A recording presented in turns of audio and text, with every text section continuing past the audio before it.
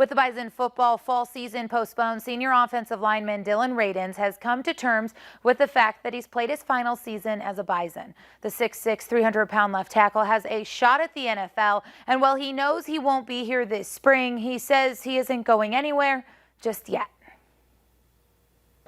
Dylan Radins hasn't cleaned out his Bison locker just yet. As of now, I am still Bison. I'm working on training and stuff like that. We don't have a plan laid out completed yet. Part of that is the clarification still needed from the NCAA. NDSU and every program is waiting for details and plans about how they can proceed with the fall still. Bison head football coach Matt Entz, speaking Monday, referenced the frustration and waiting for those answers. Unfortunately, we won't get that information probably till later this week. I cannot sign with an agent until after college, my football season is over. So that's where the gray area comes here, because it's like my football season's over, but I'm pursuing my academic career, and that's what I want to finish first. For Radins, it is about protecting his scholarship and getting his education, meaning he hasn't signed with an agent yet. He's doing his homework, interviewing agents, talking to former Bison, and picking the brains of his coaches.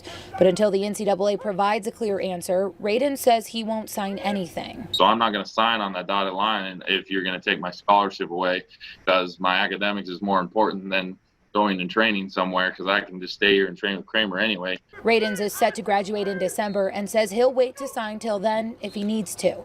While the particulars need clarification from the NCAA, the support remains from his Bison coaches.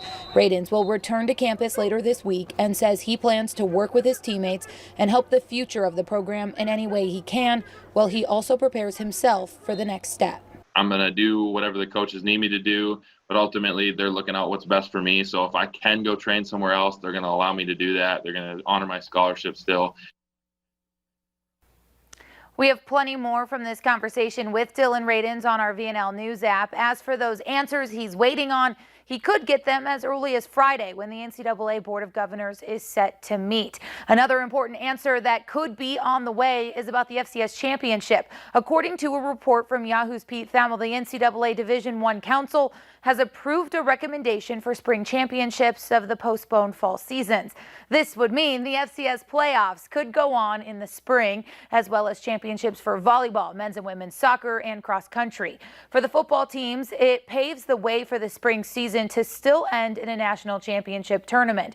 What's still unclear is what that tournament will look like in terms of how many teams will qualify and those other logistics. The council's recommendation still needs to be approved by the NCAA Board of Governors, which meets again on Friday. A much different night at Target Field tonight. The Minnesota Twins took a 1-run lead in the second, but a 4-run third puts the Brewers on top, and they'll never look back. Twins add another 2 in the ninth, but fall even in the series. Game 3 tomorrow with that series on the line. The Fargo-Moorhead Redhawks had a much different night as well, exploding for 11 runs in the 10-run win over Sioux Falls. Another impressive night from starting pitcher Matt Tomshaw, going 7 innings with 5 strikeouts for the Hawks. Andrea, they're back in action with Sioux Falls tomorrow at 12:30 if you're looking for something to do during the day before the two teams both head down to Sioux Falls for another series. All right, thanks, Beth.